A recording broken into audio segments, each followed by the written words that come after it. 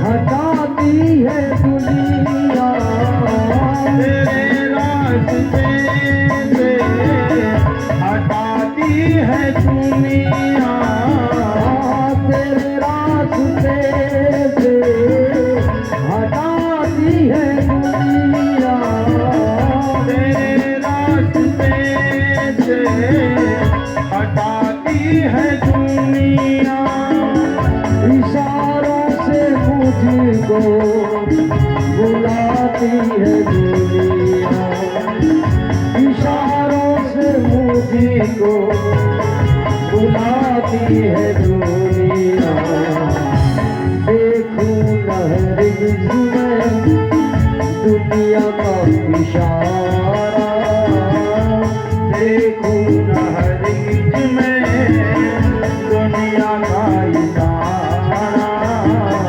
कहीं छूट जाए ना दामन तुम्हारा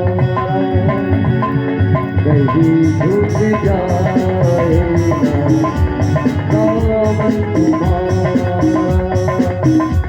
मांगे बिहारी मुझको देना सहारा मांगे बिहारी मुझको तुम देना सहारा कहीं छूट जाए दामन तुम्हारा कहीं छूट जाए दामन तुम्हारा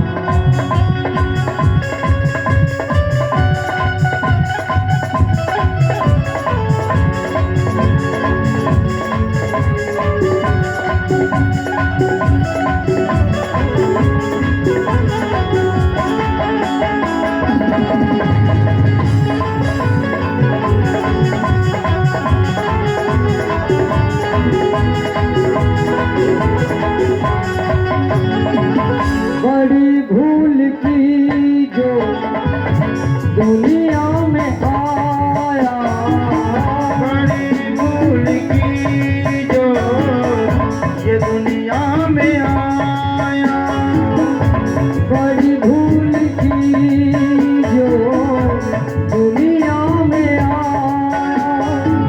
बड़ी भूल की जो ये दुनिया में आया सुख भी खोया मैंने याद भी गवाया सुख भी खोया मैंने याद भी गवाया दुनिया में मुझको ना भेजना दोबारा दुनिया में मुझको ना भेजना दोबारा नहीं छूट जाएगा दामन तुम्हारा नहीं छूट जाएगा दामन तुम्हारा मांगे बिहारी मुझको तुझे ना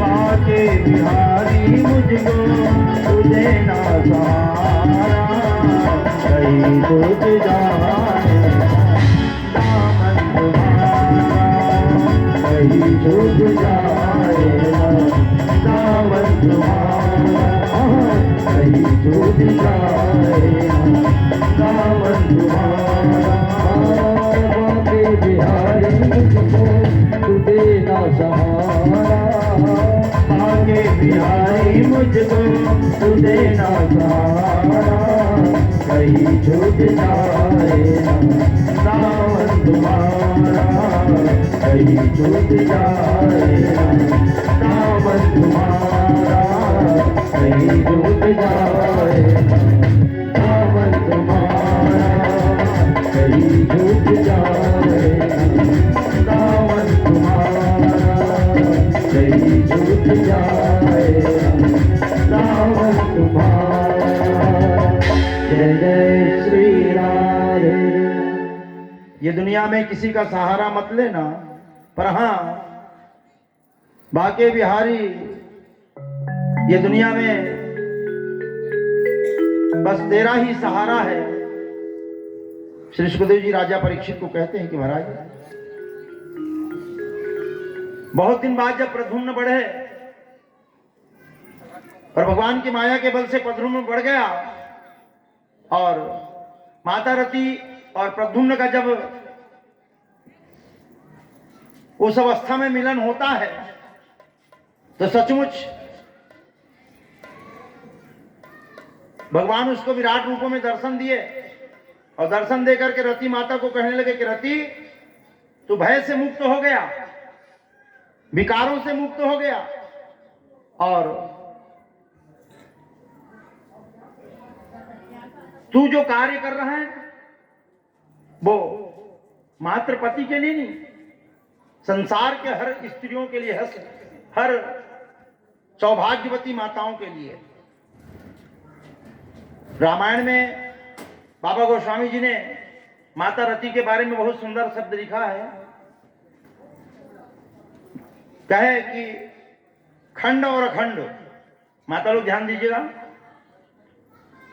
क्योंकि अखंड सौभाग्यवती होना, अखंड अपने पति और अपने जीवन को बनाना, वो सिर्फ और सिर्फ माताओं में, नारियों में है। जो पति को भी रक्षा करने में अपना सारा पुण्य, सारा तेज, सारा व्रत, पूजा पाठ, नियम संयम, ये पति को सौभाग्य के लिए वो कर्म करती है। तो भागवत कथा में सुखदेव जी महाराज राजा परीक्षित को कहते हैं कि महाराज, कि रति माता वो है जो पार्वती, लक्ष्मी और ब्रह्माणी, ये तीनों देवियां उन पर प्रसन्न होकर के उनकी सौभाग्य को अटल होने का वरदान दिया है। इसलिए आज दूसरे जन्म में भी अपने नारी धर्म को निभाते हुए उन्होंने अपने पति को पाने के लिए अथक प्रयास किए, साधना किए और वो परमात्मा की कृपा से वो प्रद्युम्न बहुत जल्दी बढ़ गया।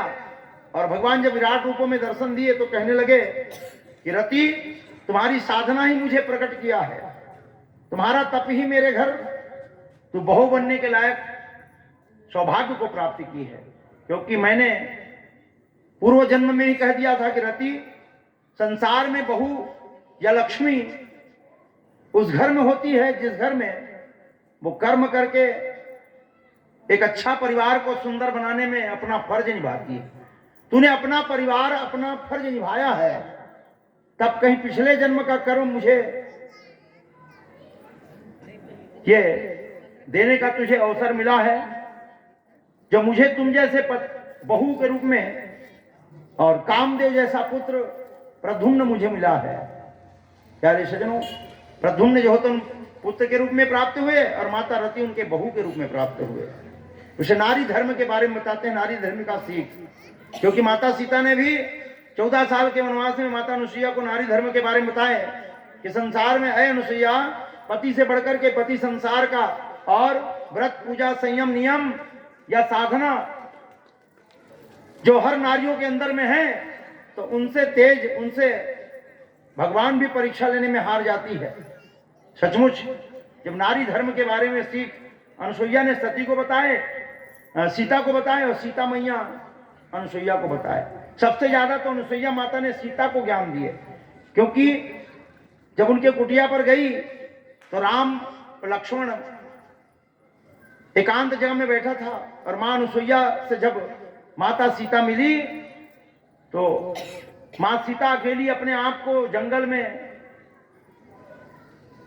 चलना और जिनके साधना और उनके अंदर में जो भक्ति थी, भाव था, और माता अनुसुईया के अंदर में जो सहनशील, लगन और संसार के हर शक्तियों को जो तुम वो तेजस्वी बनाने वाली कौन? माता अनुसुईया, जिन्होंने सीता को ज्ञान दिए और सीता मैया ने उनको ज्ञान दिए। जब आपस में ज्ञान का आदान प्रदान हुए तो उसी दिन नारी धर्म की चेष्टता जो है, नारी धर्म की महानता, चाहे रामायण हो, भागवत हो, चाहे जो भी पुराण हो, तो आज भगवान ने सद्ज्ञान दिए रति को, और रति को ज्ञान देकर बोले जाओ सुखपूर्वक जीवन यापन करो। एक दिन अचानक प्रद्युम्न जंगल में गए। जंगल में जाकर के अपने मित्रों के साथ वन विहार करने लगे। घूमते घूमते घूमते घूमते अचानक उनको जोर से प्यास लगा। पानी की तलाश करते करते पूरा जंगल में भटक गया, पर पानी नहीं मिला। तब अचानक एक कुआं की तरफ गया, जाकर कुआं को देखा, कुआं बिल्कुल सूखा, वहां पानी नहीं है। तो एक गिरगिट जो होता है उल्टा लटका हुआ है और आवाज दे रहा है, अपने आवाज में वो गिरगिट चिल्ला रहा है। प्रद्युम्न ने देखा, बाप रे, ये तो गिरगिट बड़ा अद्भुत है, तो चलो इसको प्रयास करके बाहर निकाल दूं ताकि इनका प्राण बच जाए। प्रद्युम्न महाराज ने बहुत प्रयास किया उस गिरगिट को बाहर निकालने का, परंतु वो तो पहले जन्म का श्रापित है, वो राजा निग है, वो बहुत बड़ा राजा है, जिन्होंने गुरु का अपमान करके इस प्रकार से गिरगिट होने का उनको श्राप मिल गया था। जिस प्रकार से उन्हें मोक्ष करने के लिए संतों ने कहा था कि जाओ,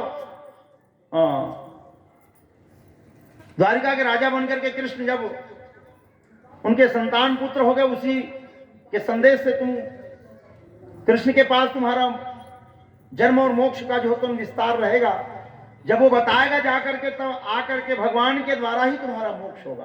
प्रद्युम्न दौड़े दौड़े घर गए, जाकर पिताजी से कहते, पिताजी हमने एक अद्भुत विचित्र दृश्य देखा है जो आज तक संसार में कभी नहीं देखा। एक भयानक उल्टा लटका हुआ एक ऐसा जीव जिसको आज तक हमने वैसा जीव देखे ही नहीं है।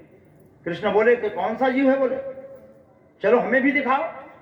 भगवान कन्हैया जो तुम वहां पर आए जंगल में, आकर देखा कुआं जो तुम सूखा है। बोले कृष्णचंद्र भगवान की जय, बोले बाके बिहारी लाल की जय।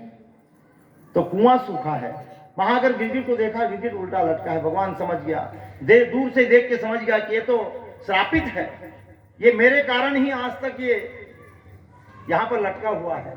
इनका वधी आ चुका है और आज इनके मोक्ष होने का परम समय आ चुका है। इसलिए भगवान कन्हैया जो तुम तुरंत अपने हाथों को बढ़ाए और देखते ही देखते भगवान कृष्ण का हाथ वहां तक चले गए। गिरगिट को जब बाहर निकाले और जब उनके हाथ लगा तो गिरगिट जो तुम हाथों से गिरकर उनके चरणों में गिर पड़ा। जैसे चरण पर गिरा, वो गिरगिट साक्षात मानव रूप में प्रकट हो गए और मानव रूप में प्रकट होकर गिरगिट तत्काल भगवान के दर्शन पाते और दर्शन पा करके उनका जीवन धन्य हो जाते हैं। बोले प्रभु आपका दर्शन पाकर मेरा जीवन धन्य हो गया, मुझे उद्धार मिल गया, मुझे मुक्ति मिल गई, मेरी साधना सफल हो गया, जो आपके दर्शन पा करके मेरा जीवन धन्य हो गया। भगवत प्रेमी सज्जनों ध्यान लगा के सुनिए, कोई भी हो, हम ये प्रायश्चित करने का समय है हमारा जीवन में। जब जब ये धर्म का शाश्वत रूप होता है, तब तब लोग ये धरती में जन्म लेकर आते हैं, चाहे मानव बन के, चाहे कोई भी जन्म में रूप लेके आए। पर हमें याद ये रखना है कि अपना कर्म, अपना विचार, अपनी भावना, अपना लगन,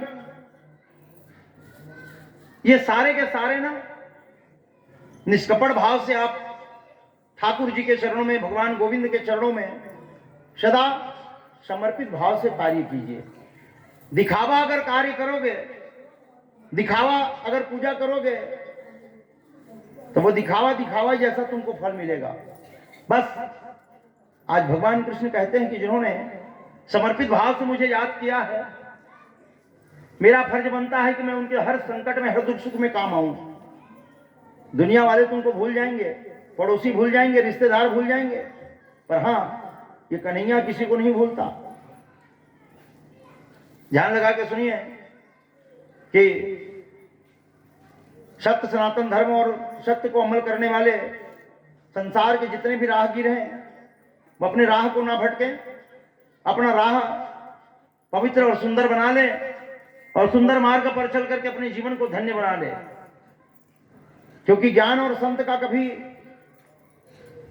आप उनका भेद या उनके प्रति तर्क वितर्क ना करो। भगवान की कथा तर्क का विषय नहीं है, ये समझने का विषय है, जानने का विषय है। जो परमात्मा की कथा को समझ लिया सुन करके और समझ कर अपने जीवन में एक घड़ी उतार दिया, तो समझ लेना कि आप अपने जीवन को अमूल्य बना करके, जिसका मूल्य अगर कोई संसार में अंकित कर दिया जाए तो असंभव है। आपका चरित्र, आपका विचार, आपका पावन सत्कर्म अच्छा है तो आपके चरित्र से बढ़कर के कोई संसार में कोई धन नहीं, क्योंकि चरित्र ही हमारा धन को बढ़ाती है, विचार को बढ़ाती है, मानवता को बढ़ाती है। और चरित्र के द्वारा ही मनुष्य, जिस मनुष्य की वाणी मीठे होते हैं उनके काम परिश्रम से भरा होता है। जिनका धन दान करने में प्रयुक्त होता है, वैसा प्राणी सदा सदा के लिए धनवान बन जाते हैं, वो कभी गरीब नहीं होते। इसलिए अपना सत्कर्म जो है स्वयं करें। और भागवत कथा में भगवान कहते हैं कि जिस तरह मनुष्य ज्ञान और संत के बारे में अगर कोई तर्क करे तो मानो वहीं के वहीं पिछल जाएगा। संत रहदास थे, संत रहदास जाति के मोची थे, पर जिनके दर्शन पाना, जिनके हाथों से प्रसाद लेना, जिनके वाणी को सुनना बहुत भाग्यवान और भाग्यशील माना जाता था। और आज भी संत रहदास जी बहुत बड़े ज्ञानी थे, जाति के मोची थे, पर हाँ उन्होंने अपना कर्म नहीं छोड़ा। जूता में पालिश करना, चमड़ा काटना, चमड़ा धोना, अपना काम जिस पुरखा ने दे दिया था वो अपना काम वो प्रारंभ रखे थे। बड़े बड़े ज्ञानी लोग उनसे मिलने आते थे, बड़े बड़े योगी महात्मा लोग, सिद्धि पुरुष लोग उनसे आकर के मिलते थे और मिल करके फिर उनसे ज्ञान लेते थे, पर वो अपने आप में कभी अपने आप को बड़ा या छोटा नहीं समझा। और जो मिलने आते थे वो लोग भी संत रहदास को अपना छोटा बड़ा या मोची या जाति धर्म पंथ से नहीं जोड़ता था, क्योंकि जात ने पूछो साधु की पूछ लीजिए ज्ञान, समझना है जीवन में अपने आप को। तब एक दिन का हुई नगर में ब्राह्मण राजा रहा है, ब्राह्मणी बड़ा छुआछूत मानने वाला। ब्राह्मण देवता कथे के अपन बाईला कथे पत्नी संत रहदास आहे कथे चुपरा, वो जात के मोची उखर बात मत कर, कथे उखर दर्शन पाना बहुत दुर्लभ है भाई। बड़े बड़े संत महात्मा मन उखर दर्शन पा बर जाते, हम भी जाते का दर्शन करे पर। ब्राह्मण के पत्नी कहते नहीं जाना है। प्यारे सज्जनों ध्यान दीजिए, पर उनका मन तो लगा हुआ था। ब्राह्मण 2 दिन 3 दिन सोचा, चौथा दिन बिना अपनी पत्नी से पूछे बिना घोड़े में सवार होकर चला गया। जब गए तो संत रहदास एक कुटिया बना करके नगर के कुछ दूर अकेला जो तो निवास करते हैं।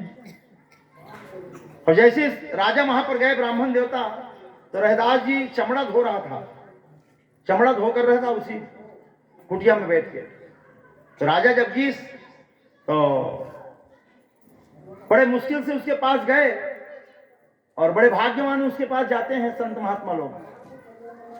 तो राजा जो तो बहुत भाग्यवान था जो वहां संत रहदास के पास चले गए।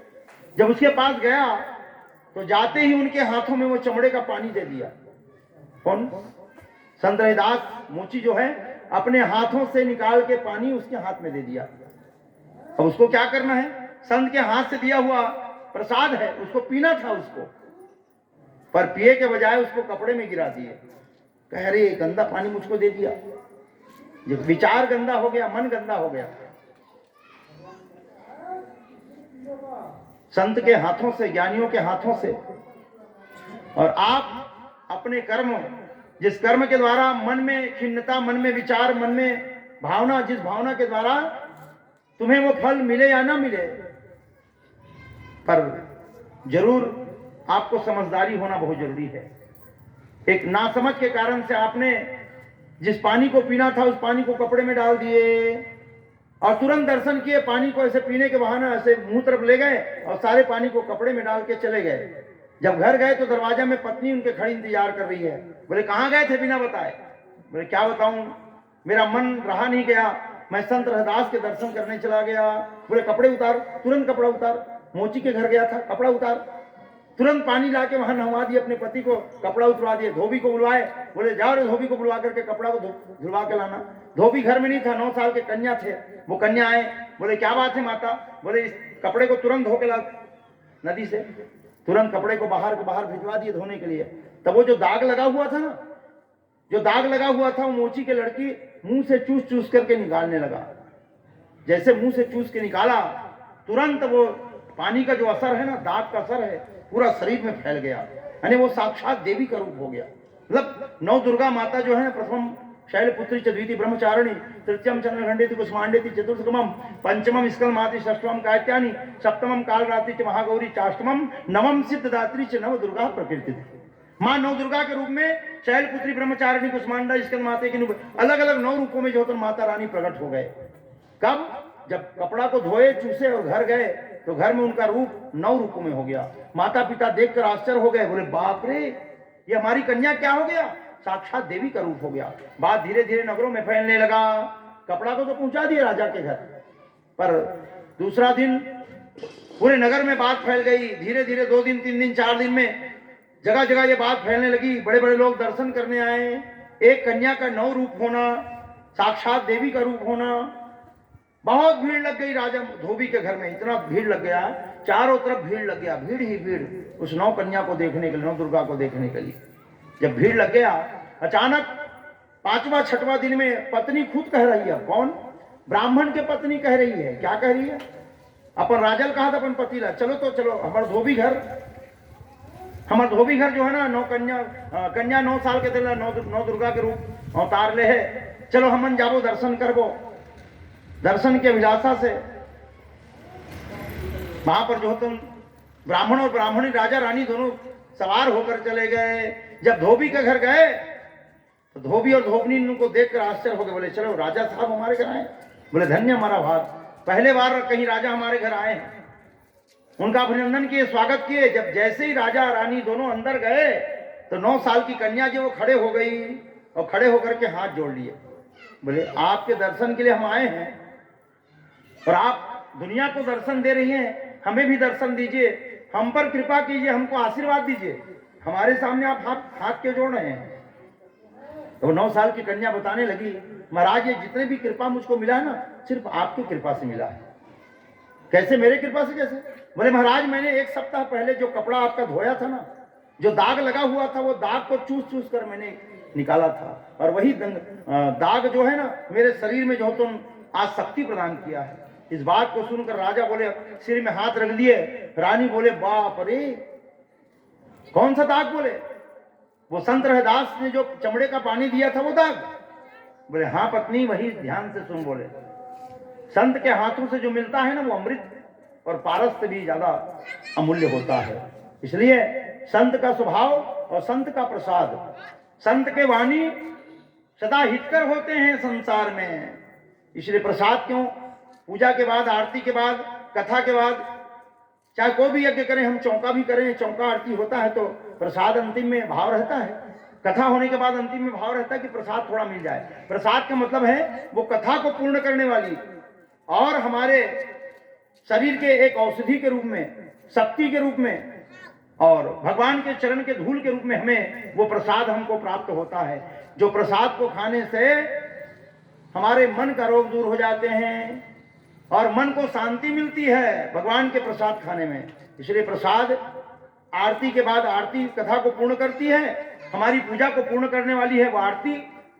जब जब पूजा करते हो आप लोग, मैं कपूर के बारे में उस दिन बताया था, आज भी बता देता हूं कि सचमुच कपूर जलाने से मन और घर में सदा लक्ष्मी का भंडार रहता है। कर्पूर जलाने से, कपूर एक अश्वमेध यज्ञ का फल देने वाला है। कपूर प्रतिदिन सुबह शाम में 1 बार आप अपने घर में जलाते हैं तो स्वयं भगवान भोलेनाथ जो कर्पूर गौरम करुणावतारम है, वो स्वयं माता पार्वती को संग लेकर आपके घर निवास करती है। स्वयं भगवान नारायण लक्ष्मी को लेकर आपके घर में निवास करती है।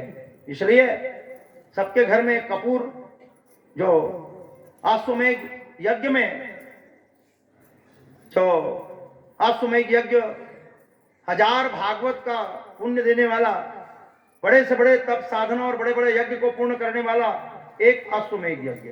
इसीलिए कहते हैं कि जिस अश्व को बांध करके यज्ञ किया जाता है, यज्ञ को सफल करने के लिए, संसार को सूचना देने के लिए, सचेत करने के लिए उस घोड़ा को छोड़ दिया जाता है। धर्म और मूल के रूप में बलि नहीं दिया जाता। तो वही कर्पूर रूप में जाकर के संसार के हर मानव के घर घर में जाकर के अपना पैर रखती है। तब वही अश्व मतलब घोड़ा यज्ञ को पूर्ण करने जिनके दरवाजे पर चला गया, जिनके दरवाजे पर पैर रख दिया, समझ जाओ कि उनका घर सफल हो गया। इसलिए घोड़े की जगह यज्ञ में घोड़े को तो नहीं छोड़ सकते आप हर पूजा में, पर घोड़े के स्वरूप में हम कपूर जरूर जला सकते हैं भगवान के सामने, और कपूर जलाने से हमारा काम, हमारा यज्ञ जरूर पूर्ण हो जाते हैं। बोलिए कृष्णचंद्र भगवान की। प्यारे सज्जनों, जब राजा रानी ने सुना, बाप रे, वो मोची के हाथ से दिया हुआ जो प्रसाद है, चमड़े का पानी, वो दाग तुम्हें तो यशस्वी बना दिया, तुमको प्रबल बना दिया। बोले हाँ महाराज, आपके कपड़ा धोने से मुझको तेज मिला है। उस दिन से रानी को याद आ गई, ब्राह्मणीन को याद आ गया। बोले कभी धर्म, जाति पाति, धर्म, संप्रदाय या ऊंच नीच, छोटे बड़े, ज्ञान अज्ञान, ये चर्चा मत करना। बोले क्योंकि ज्ञान का पंथ कृपाण के धारा, ज्ञान का पंथ हमेशा चारों तरफ जो तो शक्तिशाली होता है। उसका कोई न जाति होता है, न धर्म होता है, न कोई पंथ होता है, न छोटा कोई, न बड़ा कोई, न। इसलिए ये दुनिया में जो आए हैं ना, हम आप सब लोग इस धर्म और सत्य के बारे में विचार करें। बोलिए कृष्णचंद्र भगवान की। यहां पर गिरगिट का उद्धार भगवान करते हैं, और प्रद्युम्न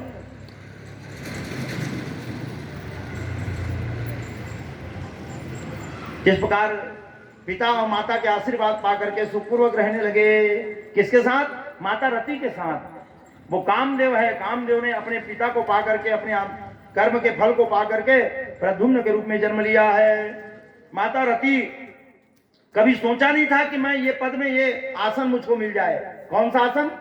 स्वयं द्वारिकाधीश के बहू बन करके मैं राज करूंगी, ये कभी सोचा नहीं था। प्यारे सज्जनों, क्योंकि साधना और कर्म, तपस्या मानव जीवन को जरूर ऊंचाई तक ले जाता है। ध्यान दीजिएगा, एक लोटा जल आप तुलसी माता में सूर्य को, शंकर जी को जब चढ़ाते हैं तो जरूर आपका मन कुछ समय के लिए,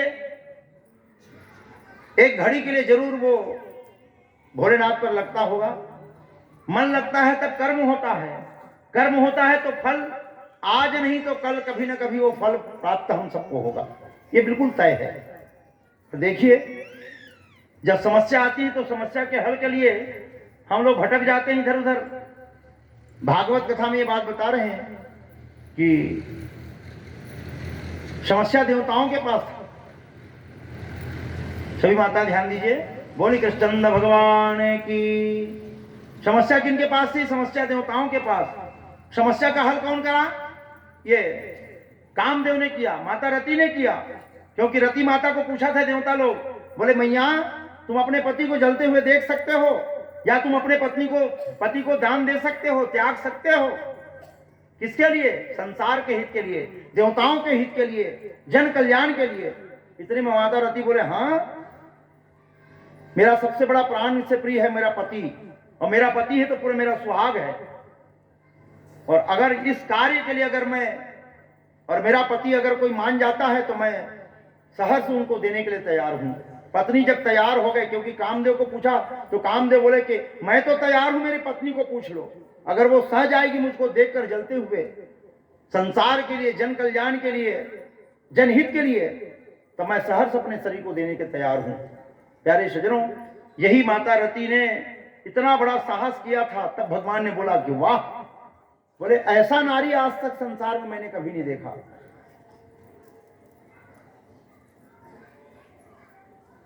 आज अपना झोली भरना हर आदमी चाहता है, अपना पेट भरना हर आदमी चाहता है, पर जन कल्याण करने वाले कहीं हजारों लाखों में कहीं एक हमें प्राप्त होता है। इसलिए आज जिस शक्ति पुंज के द्वारा, जिस शक्ति के द्वारा हमारे आप सबके जीवन में आज हमारा स्वयं का कल्याण होता है, उसी का नाम है भागवत कथा। और इधर गिरगिट का मोक्ष हुए, और प्रद्युम्न और माता रति अपना जीवन चलाने लगे भगवान कन्हैया के बीच रह करके। समय बीतने लगे। एक दिन क्या हुआ, कालयवन नाम के राक्षस जो तो द्वारिका को चारों तरफ घेर लिया। किसने भेजा था उसको? रुक्मी का वो मित्र था। जैसे संभरासुर का वध हुआ ना, शंबरासुर के वध होने के बाद ये बात पता लग गई किसको, रुक्मी को आज भी उसको बदला है कि जब तक मैं बदला नहीं लूंगा मेरी बहन का, क्योंकि बीच सभा में मेरी नाक कटी है, तब से उनका जीना दुबर हो गया है, उनका सोना बसना खाना पीना चारों तरफ जो तो घिर गया है। किसका? महाराज रुक्मी का। तो एक दिन अपने मित्र को बुलाए, किसको? काल यवन को। बोले तुम काल यवन हो और काल यवन को कोई अस्त्र शस्त्र नहीं मार सकता, वो दुनिया के कोई भी शक्ति से नहीं मर सकता, तो कैसे मरेगा? ये बात रुक्मी को पता लग गया। रुक्मी बोला कि मेरा काम एक ही आदमी कर सकता है, पूरा द्वारिका को नाश कर सकता है, और जो द्वारिका के राजा है ना, मेरे बहन के पति, उनसे मैं एक ही व्यक्ति से बदला ले सकता हूं। बोले कौन? काल यवन। काल यवन को मित्र बनाए, और मित्र बना करके बुलाए कुंडनपुर, और कुंडनपुर बुला करके कहने भैया मैं अपना राज्य के कुछ हिस्सा आपको देने को तैयार हूं, पर आप मेरा एक छोटा सा काम कर देना। बोले क्या बात है? बोले एक काम करो, जाकर के वो द्वारिका के राजा बने हैं ना कृष्ण, उनसे जाकर बदला लो। बोले वो मेरी बहन को हरण करके ले गया है, और मेरी जगह जगह मेरी नाक, मेरी बदनामी, ये जगह जगह मुझे, तो इस बार जाकर के आप मेरी सहायता करें। इसलिए काल यवन भयानक राक्षस था, बहुत ध्यान से सुनेंगे। और काल यवन अपने आप को तेजस्वी और ताकतवर समझकर बोले मुझे कोई नहीं मार सकता दुनिया में, और दुनिया में कोई नहीं मार सकते, इसे मैं अजय हूं।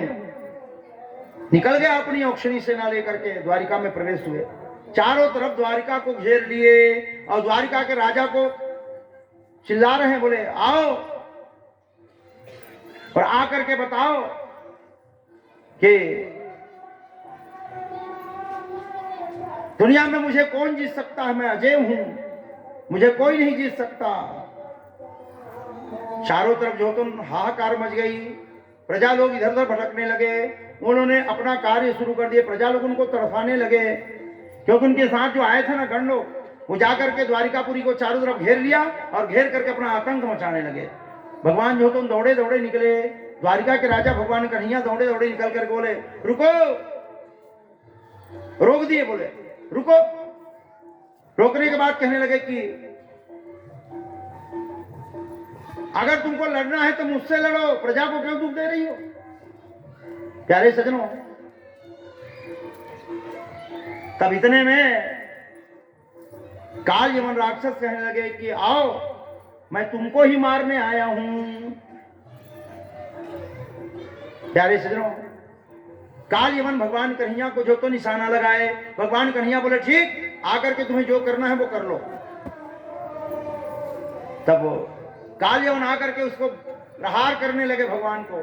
बोले रुको रुको रुको, अरे भैया मेरे हाथ में कुछ नहीं है, मैं सिर्फ पीला वस्त्र ये पीतांबर धारण किया हूं, ना मेरे हाथ में अस्त्र शस्त्र है, ना कोई तलवार है, ना कोई तीर है, और आप इतने सारे अस्त्र शस्त्र इतने अपने मंडली को लेकर के, अपने सभी योद्धाओं को लेकर आए हो। भगवान कन्हैया बोले अगर तुमको लड़ना है ना तो बिना अस्त्र शस्त्र से मुझसे लड़ो, और अकेला लड़ो, और ऐसे लड़ो ये सब की जरूरत ना पड़े, ये सबको भेज दो, अकेला मैं तुमसे लड़ूंगा। इतने में काल यवन बोले कि जाओ अपने सारथी, अपने नायक को बोले कि तुम लोग सब चले जाओ, मैं अकेला लड़कर के कृष्ण का वध करूंगा। भगवान जैसे लड़ाई प्रारंभ हुए, भगवान वहां रन को छोड़कर भगने लगे। जब भगवान भगने लगे तो वो क्या कहते हैं काल यवन, अरे रन छोड़, रन को छोड़कर भग रहा है। सब देवता लोग आकाश में देखने लगे इस युद्ध को, भगवान का नाम कर दिए उस समय रणछोड़ भगवान। बोले रणछोड़ भगवान की, रन छोड़कर भगवान भग गए। भगे क्यों? इसका कारण है, कारण यह है कि भगवान जानता है कि इसका मौत कैसे होगा। इसका मौत अस्त्र शस्त्र से नहीं होगा, कोई नहीं मार सकता, मैं भी नहीं मार सकता। भगवान जानता है कि मेरे हाथ से इनका मृत्यु नहीं है, और ये अस्त्र शस्त्र से नहीं मरेगा, तो काहे से मरेगा? ये एक जगह इनका मौत है। बोले कहाँ है इनका मौत? तो मांधाता के पुत्र मुचकुंद तपस्या करते करते 1000 वर्ष तक के तपस्या किया। तब कार्तिक महाराज जी प्रसन्न हो गए। कार्तिकेय महाराज जी का तपस्या किए। कार्तिकेय महाराज प्रसन्न हुए, बोले ए मुचकुंद क्या चाहिए मंगलो? कहे महाराज मैं 1000 साल तक तपस्या किया हूं, बहुत थका हूं, मैं आराम करना चाहता हूं, मैं सोना चाहता हूं। अरे कोई वरदान, ये कोई वरदान है कि 1000 साल तक तुम तपस्या करे हो? अब बोले क्या चाहिए? तो मैं सोऊंगा, आराम करूंगा, ये कोई वरदान है? बोले महाराज पहले तुम उसको आराम करने दो, जो मंगना है मैं आपको मंग लूंगा, आप पहले मुझको यह वरदान दो कि मैं जहां भी सोया रहूं मुझे कोई मत उठाए, और जो मुझको उठाएगा वो जल के राख हो जाएगा। बस ये बात को कोई नहीं जानता था, भगवान कन्हैया ही जानता था। तब भगवान रन छोड़कर भगे, और भगे तो उनके पीछे पीछे काल यवन भी भगे। भगवान दौड़ते दौड़ते दौड़ते दौड़ते उसी गुफा में चले गए जहां पर मांधाता के पुत्र मुचकुंद सोया हुआ था। और कैसे सोए थे कि गुफा में बीच चबूतरा बना हुआ था, जिस चबूतरा पर काल यवन सोया, ये मांधाता मुचकुंद सोया हुआ था। दौड़े दौड़े दौड़े दौड़े उनके पीछे पीछे दौड़ाने लगे, राक्षस उनको दौड़ाने लगे, भगवान दौड़ने लगे। दौड़ते दौड़ते जंगल पर्वत पहाड़ सब जगह दौड़ते दौड़ते दौड़ने लगे, पीछे पीछे वो राक्षस दौड़ने लगे। कौन? काल यवन। इस तरह काल यवन दौड़ते दौड़ते थक गए, बोले रुकना। कहे डर के मारे क्यों भग रहा है? रुक, अगर प्राण बचाना है तो रुक, तुम्हें तो मरना ही पड़ेगा। तो दुनिया में मैं भगवान हूं, मैं राजा हूं, मैं ये हूं वो हूं, भक्त तुम्हारी पूजा करते हैं लोग, मुझे डर कर क्यों भग रहा है? कई प्रकार के कड़ू शब्द बोले। पर इस प्रकार भगवान चलते चलते उस गुफा में प्रवेश किए। जैसे गुफा में प्रवेश किए, पीछे पीछे कौन आ रहा है? काल यवन। भगवान गए, अपने पीताम्बरी को निकाले ऐसे, और पीताम्बरी कपड़ा को निकाले, और निकाल करके कहा वो सोया हुआ मुचकुंद था ना, उसको ढक दिए, जाकर के उड़ा दिए उनको। मुचकुंद सोया हुआ, ये मांधाता कुछ मुचकुंद सोया था तो उसको उड़ा दिए पीताम्बर को, और भगवान गुफा के बगल में छुप गए। तब काल यवन गए और जाकर के लात मार करके उसको उठाने लगे, लात मार मार करके उसको उठाने लगे। बहुत समय बाद जब मुचकुंद जब उठे और जैसी आंख खोले तो उनके आंख से आग निकलने लगी। जब आग निकला, जगाने वाला कौन सामने खड़ा हुआ था? काल यवन। आंख से उनके अग्नि निकले और काल यवन जलकर के राख हो गया। बोले कृष्णचंद्र भगवान की जय। काल यवन जलकर के भस्म हो गया। भगवान देखते रहा, बोले जा रे काल यवन, तेरा मौत यही था, मेरे हाथों में मौत नहीं था तेरा। आज तूने कर्म किया, कर्म का फल तुमको भोगना पड़ा। इसलिए आप स्वयं विचार करें कि जिस आतंक, जिस कारण से भगवान ने काल यवन को मारा, वो काल यवन भगवान को दर्शन पाकर के परम धाम चले गए। बोली कृष्णचंद्र भगवान की। आइए भगवान के श्री चरणों पर एक छोटा सा भजन के बाद कथा को आगे बढ़ाएंगे। आज बहुत सुंदर कथा आप सबके बीच माताओं की, यहाँ पर भगवान कन्हैया के साथ विवाह होना है। आइए,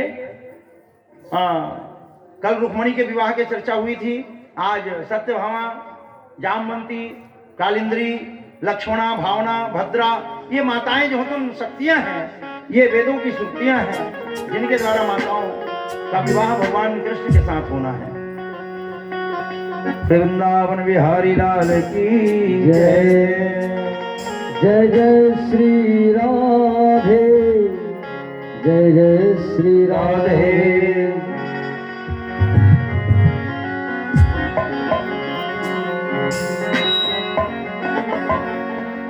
छाप तिलक सब छीनी, मुझसे नैना मिला के,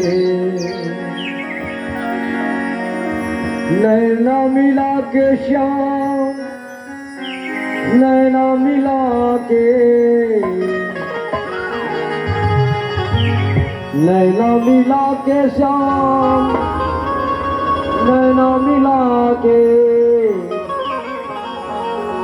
सब नैना मिलाइए सब तिलक सब छीन मुझे नैना मिलाए सब तिलक मोहि छीने नैना मिलाइए नैना मिला के श्याम नैना मिला के नैना मिला के श्याम नैना मिला के नैना मिला के श्याम नैना मिला के नैना मिलाई के श्याम नैना मिलाई के नैना मिला के श्याम नैना मिला के श्याम नैना मिला के सब तिलक मोहि